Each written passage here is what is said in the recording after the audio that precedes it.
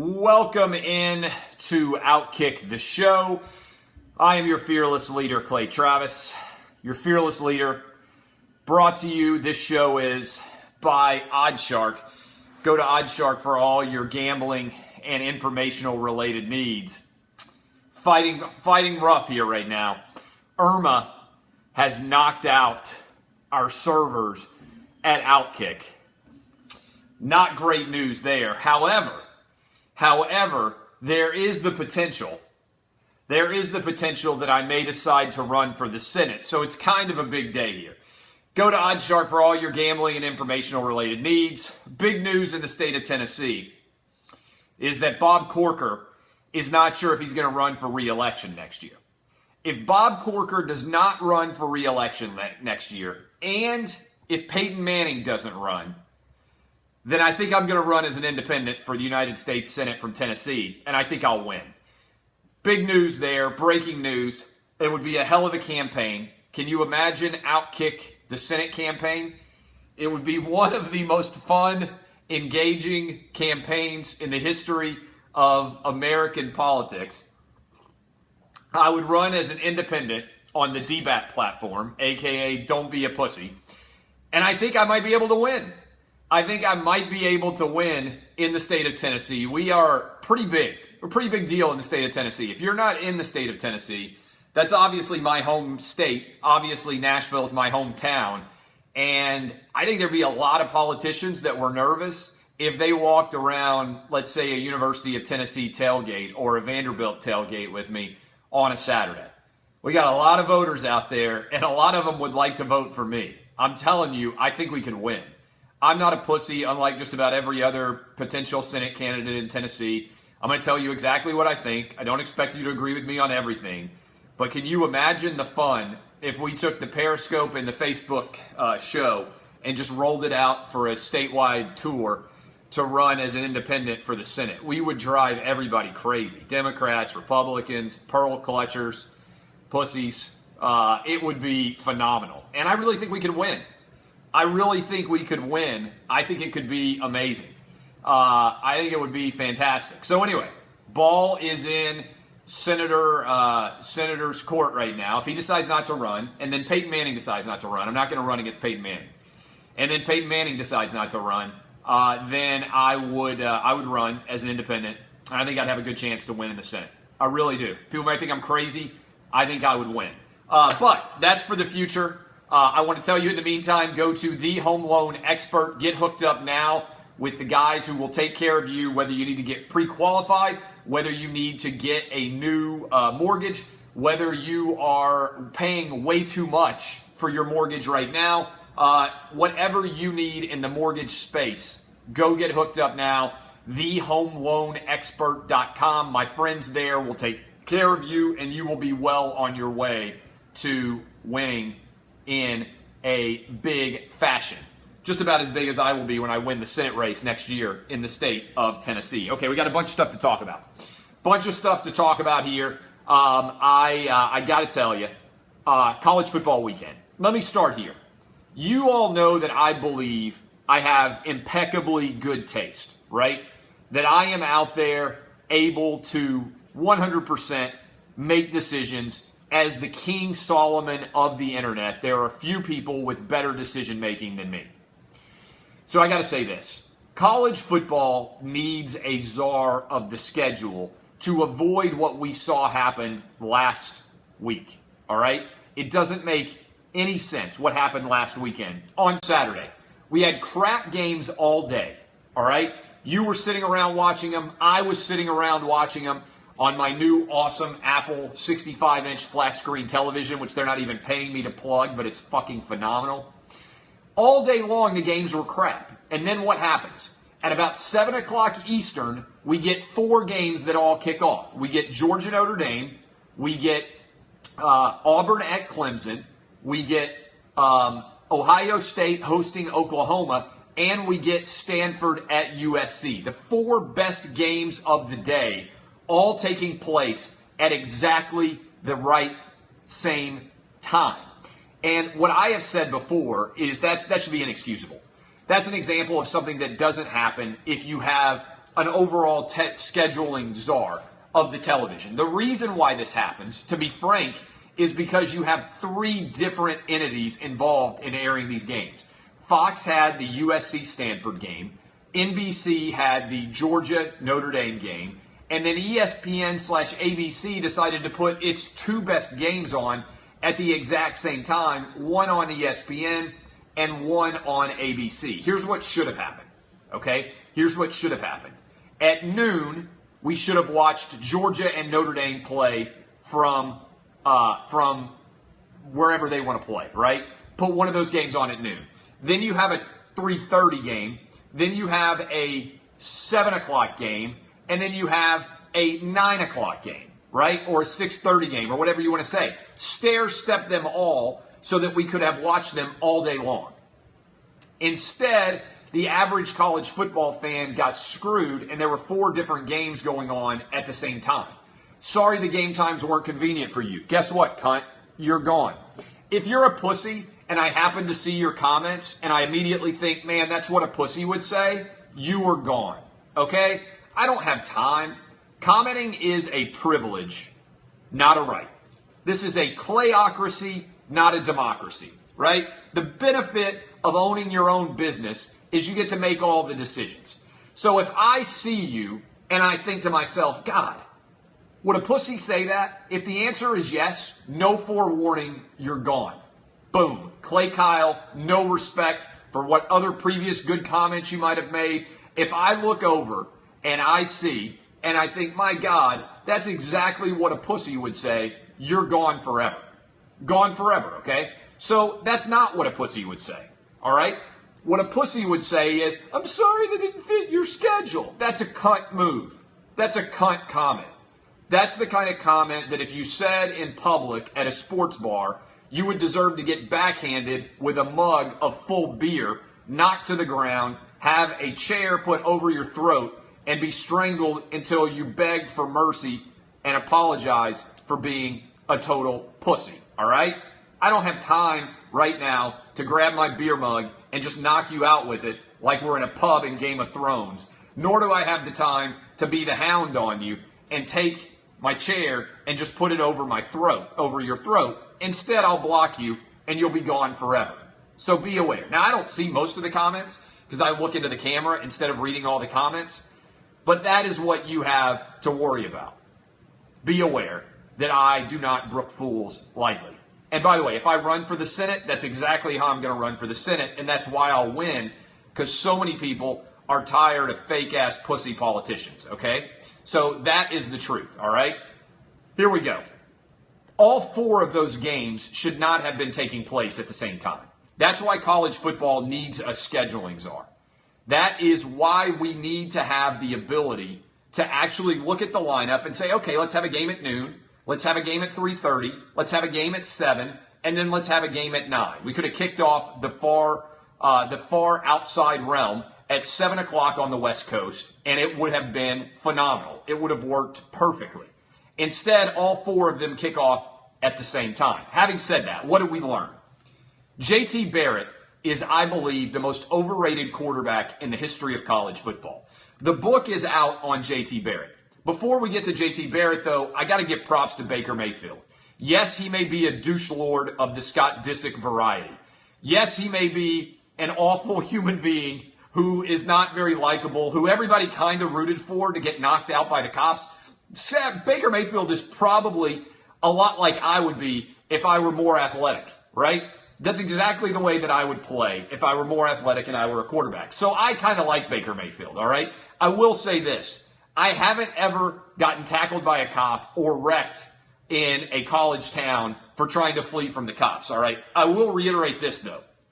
Every Ohio State fan watching or listening to this right now has to be sitting there thinking, my God, it wasn't just Arkansas who should have signed Baker Mayfield to play for them on defense. It was also our defense because we couldn't cover anybody, and we certainly couldn't get him to the ground. I think Baker Mayfield should not have apologized for putting his flag into the center of the field.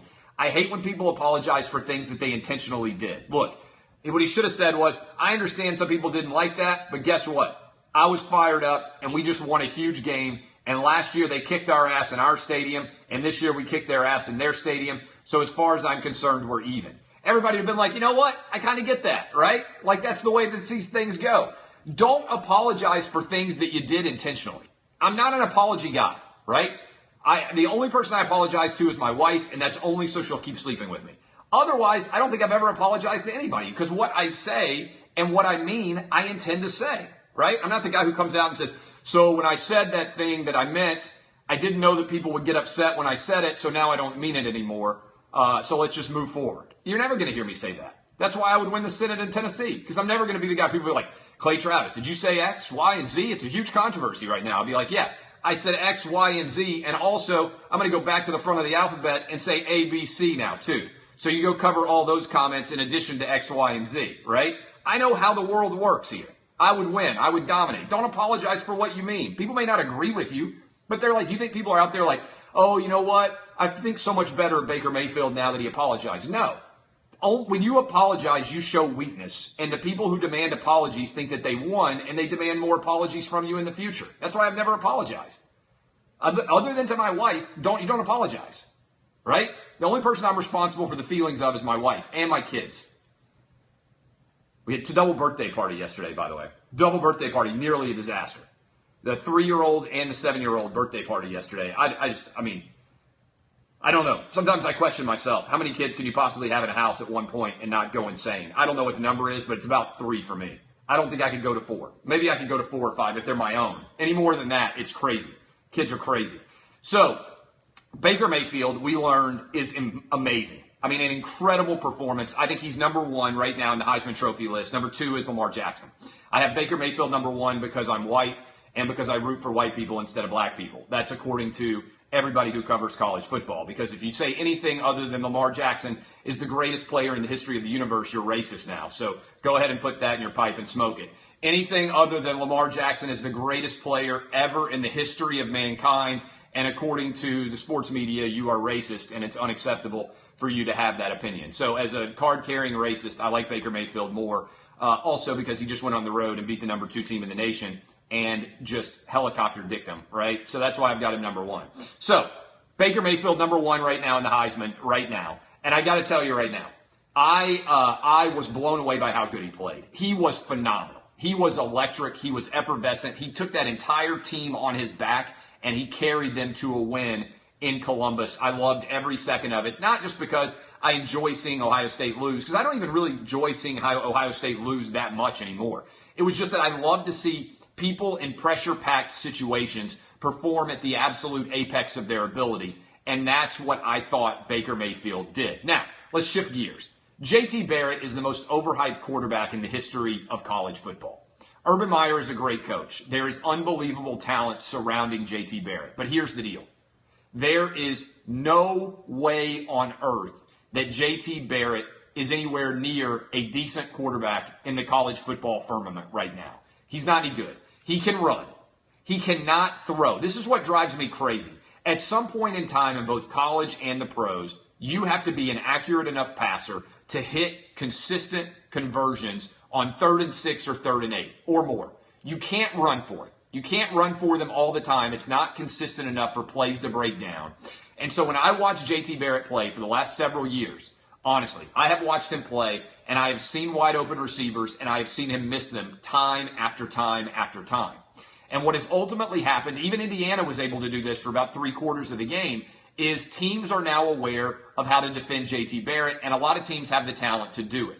It is, do not let him beat you with his legs. He may get 8 to 10 yards every now and then scrambling, but he's not consistently going to run the length of the field. And if he can't run the length of the field, we're going to punish him when he gains 6 or 7 yards. And then sooner or later, we're going to get him into 3rd and long, and he's going to have to be able to be accurate enough as a passer to make big-time throws and convert drives, convert first downs, and continue drives, and he can't do it. And it happens over and over and over again, and it drives me insane. And so as a result, I got to tell you guys, for Ohio State, I think they got to look at Tate Martell. It's Tate Martell, the young true freshman, right? If I were Urban Meyer, I'd be seriously contemplating bringing in Tate Martell. I'm just telling you the truth. He is not JT Barrett good enough to win a championship with. Now, I know Ohio State people out there can say, wait a minute, Clay, what about a few years ago when we were out there and we lost to Virginia Tech, and then we came back and we didn't lose another game, we won the championship. That's Urban Meyer's best coaching job.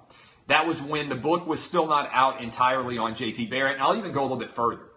I think if Cardale Jones had not come in that year as the quarterback, that Ohio State would not have won a national championship, because I think what Cardale Jones offered was almost no tape. Nobody had any idea what Cardale Jones could do and how they could attack him. So Nick Saban, everybody's watching him. He's dropping back to pass, and they think this guy's got a cannon. He can make every throw. There wasn't enough tape on him to know how to stop him. Now, I know Zeke Elliott got on a good run, but as a result, they didn't really know how to defend it. Everybody knows how to defend JT Barrett now, and he's not consistent enough to win. And so, as a result, I think Ohio State is out of the national championship picture. What would my committee look like? If I was right now on the committee and they said, Clay Travis, we need you to make the decision on what the college football playoff should look like. Here's my top 6 right now in order. Bama is 1. Oklahoma is 2. Number 3 is Clemson. Number 4 is USC. They're back, baby. It's like Leinart, Bush, and Lindell White all over again with this team. Number 5 is Penn State. And number 6 is Michigan. Now, my preseason top 4, right? This is who I had in the playoff before the season started. If I had to redo it, Jesus. If I had to redo it right now, I would go with still Bama 1. The only person that I would knock out right now is, I think, honestly, that I would knock out Florida State because of the injury to DeAndre Francois, and I would put in Clemson. Otherwise, I still like my 4. I've got Bama, I've got USC, I've got Wisconsin. I still like all 3 of those. I would bump Florida State out in exchange for Clemson. Now, that would mean Oklahoma would not get in. Here's what we're trending towards, guys. Here's what we're trending towards. I think this year, talent is pretty evenly distributed across the landscape of college football. That is, I think every major conference is going to have a really good team. My problem here is, you can easily see the flaw that we're going to have every year. We have 4 spots and 5 major conferences. What's going to happen if we have 5 teams that are unquestionably worthy of being in the playoff and we only have 4 spots? What we need right now is for the college football power brokers to go back and say, okay, let's make it 8. Let's make it 8. Let's put 8 teams in. All 5 major conference champs get in. And we either have 2 wild cards and 1 lower conference team that gets in, or we have 3 wild cards. And for that 8-team round, the 4 games that are played in the 8-team round, they all take place on campus. Think about how amazing it would be if we were able to put all those games into an 8-team playoff and we had 4 on-campus games. First of all, it would be phenomenal. Can you imagine how amazing that would be? We could have a Thursday, Friday, Saturday, Monday situation where we had a different game every day except for the one day when the NFL is playing. So you could have a Thursday, a Friday, a Saturday, and a Monday. Or you could just go total balls to the wall and have 4 games on a Saturday. Imagine if they started those at like 11 a.m. Eastern, and you played 4 straight games all on the same day. You would just sit there on the couch with your pants off, and it would be the greatest day of college football ever. That's the solution. That's the solution that makes a ton of sense. So USC is back. What else did we learn? I thought Georgia going on the road and getting the win like they did was phenomenal for Kirby Smart and for Georgia. I told you guys to play them on the money line, that if Kirby Smart was any good, Georgia was better, and they should win that game. The game that I was most wrong about this weekend, I took a whiff on it, I'll be honest. I thought Missouri was going to be able to score on South Carolina. I was wrong. Props to South Carolina and Will Muschamp for getting to 2-0. They're going to make it 3-0 against the Kentucky Wildcats this weekend. And I'm curious now what exactly is going to go on. You have a donkey face. First of all, it doesn't really matter what I look like. All right? I think I'm not bad looking, but I've got a hot wife and 3 kids. I love how people are like, oh, nobody ever talks about what men look like. What the fuck do I care what I look like? all right? I got a hot wife. I got 3 male heirs. I got millions of dollars. And I got incredible triceps. I think I got a little bit too much lights on here. I think I have a little bit too much lights. My wife moved around all my stuff up here because I got the new television. Hold on a minute. And I'm going to have to change things a little bit, I think. The lights were a little bit too much. Were the lights too much? I think the lights were too much. I think we were kind of blinded. And so look at these triceps. Look at these triceps. I mean, for a 38-year-old man, that's the tricep of like a 20-year-old. Like a generation younger man's tricep. And so, in general here, we've got a great setup. But what I think, Fitness Dad that has 3 kids, his own website, soon to be, potentially next year, maybe the best looking senator. Who would be better looking? Let's put it into categories, right? Who would be better looking than me in the Senate right now? Is there anybody that would be better looking than me? I don't know. I don't think that I would have anybody better looking than me in the Senate. No, I'm better looking than Rubio. Rubio's got big ears. Ted Cruz is certainly not better looking than me. Rubio's not better looking than me. Some of you need to look at us more closely. Nobody would be better looking than me in the Senate. Nobody. I would crush in the Senate. I'd be the sexiest senator. Like everybody be the Washington Post, New York Times. They'd all be doing profiles about how hot I was. Yes, you would still get picks if I was a college football. If I was a senator, I'd still give you gambling picks out.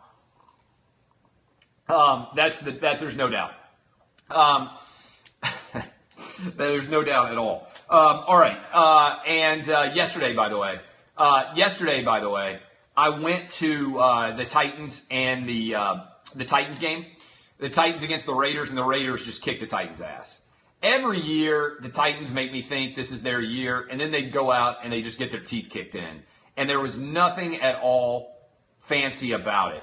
I spent all day watching the NFL too, but I went to that game, and the Titans just got their teeth kicked in, and they drive me crazy. They still have no secondary. They had nobody who could cover Amari Cooper. They had nobody who could get consistent pressure on Derek Carr. And as a result, I got to tell you, I was sitting there. I got my kids with me. I got my nephews. I'm with my brother-in-law.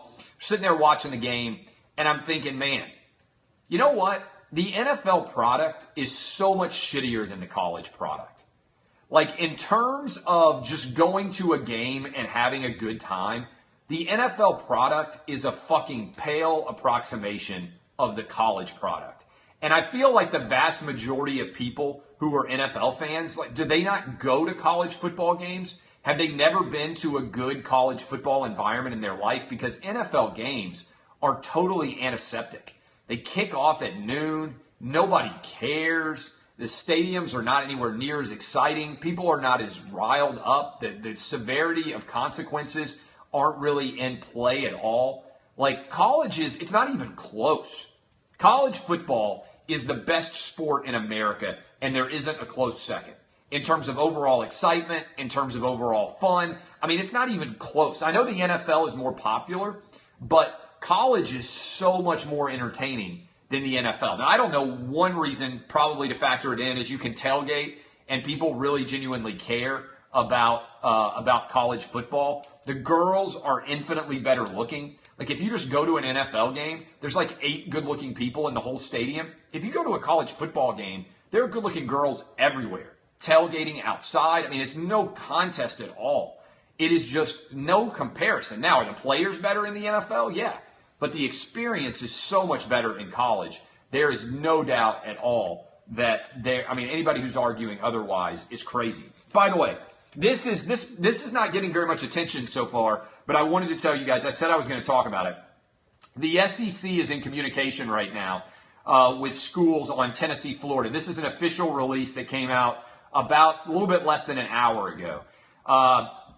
Remember now, the SEC controls when games are played and whether they are played, as opposed to the individual schools. The Southeastern Conference is in communication with the athletics departments at the University of Florida and the University of Tennessee after Hurricane Irma passed through the Gainesville area overnight and early this morning. Now that the storm has passed through Gainesville, the University of Florida is working with local authorities to assess the effect of the storm on the campus and the Gainesville community, at the same time ensuring the appropriate security and local officials are available to host a game, said SEC Commissioner Greg Sankey. I think it's possible that this game is going to be challenged to be played in Gainesville given the situation in Florida. I'm not an expert. I don't know how many of you people are there right now. But when they didn't play in Gainesville before, obviously the preference is to just get this thing played in Gainesville, right? Just get the game played in Gainesville, make it normal. But with the number of hotel room situation, with the fact that they are potentially having an issue, I could see it getting moved. I could see it getting moved to a neutral site. I could see it not playing in Gainesville. I could see them maybe playing it not in front of a crowd. I don't know what the outcome of this is going to be. I'm not down in Florida, so on the ground. The only thing I know about the Florida situation right now is that it's bad enough that it knocked our goddamn servers off at Outkick. So I know that right now, I don't know what the situation is. Like, is there anybody in Gainesville right now who can give us a feedback from what exactly it looks like down there? I don't have any idea what the situation is in Florida, but I did think it was instructive that they put out that comment about this game. And so I don't know what the outcome is going to be, but I do think it's a story worth monitoring. And if you're a gambler, if they move it, then you lose your line. And we got an incredible line on this game because it opened at Florida minus 8.5. And I'm not sure where this game is going to be played. Is that true? 60% of Gainesville doesn't have power right now? I don't know.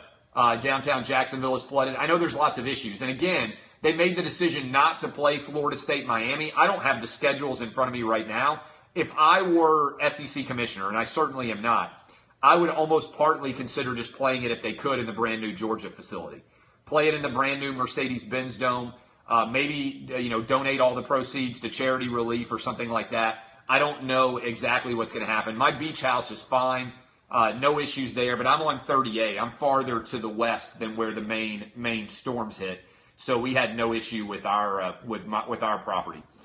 So the only issue with Outkick associated with this event has been our servers getting knocked off the line, and I'm not sure how long we're going to be off the servers. We have a place in Rosemary Beach, Florida, down on 30A. So for everybody out there right now, we are also going to do a charity relief for people in Florida. Just like we did in Texas, we sold a ton of shirts, and we're going to sell a ton of new shirts that we're designing for people in Florida. Whenever our web servers go up again, we will put those up for sale, and we'll make a substantial donation. Also, I am appearing at Zany's here in Nashville. We're doing a live Outkick the Show, which I think you guys will enjoy, and I'm going to donate all the proceeds from that to charity relief in Texas and in Florida. I believe that day is October 5th. I'm going to tweet out the link for that. There's only like 200 tickets in the whole place, so I think as soon as I tweet out the link, basically we're going to sell out. Tickets are $20. But so if you're in the Nashville area and you want to come out and see me, all the proceeds I'm going to donate to charity relief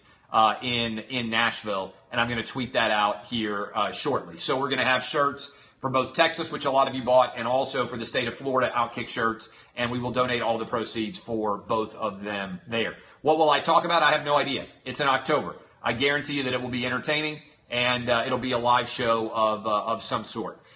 So I appreciate all of you. Was there anything else that I needed to hit? Is there anything else that I was going to talk about? I think we basically hit everything. I'll be back tomorrow. We'll obviously be live tomorrow from 6 to 9 a.m. Eastern. How much do we raise for the Texas shirts? Good question. I'm not sure exactly because I haven't gotten the final tally of shirts that we've sold, but it's going to be well into the thousands of dollars. I think we'll end up donating in the neighborhood of $10,000 to for charity relief before all is said. So it's going to be a decent amount of check that we write.